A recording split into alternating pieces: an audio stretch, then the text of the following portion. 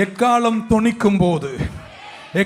தொனிக்கும் போது ஒரு இமைப்பொழுதல, a while, ஒரு நேரம் என்று சொல்லும்போது பைபிளில் twinkling of an eye சொல்லியிருக்கு. ஒரு இமைப்பொழுதில் கர்த்தர் மாற்றுவார்.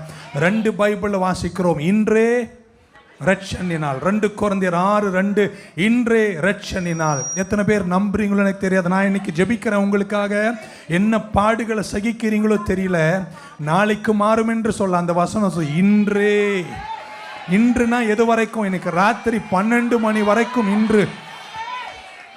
ஒரு அழிலே சொல்லமா, கொஞ்சம் வித்தியாசமா எடுப்போமா? இப்ப என்னாச்சு? மணி இன்னைக்கு 7:45 ஆச்சு. 8:45 9 மதியம் அந்த சோறு சாம்பார வாயில வைக்கிறதுக்குள்ள ஒரு விசுவாசமா, சிலர்லாம் சாயங்காலம் அந்த டீ 5 மணிக்கு குடிக்கிறதுக்கு உள்ள, சிலர் ராத்திரி அந்த சப்பாத்தியை உருட்டி வாயில ஓடுறதுக்கு உள்ள,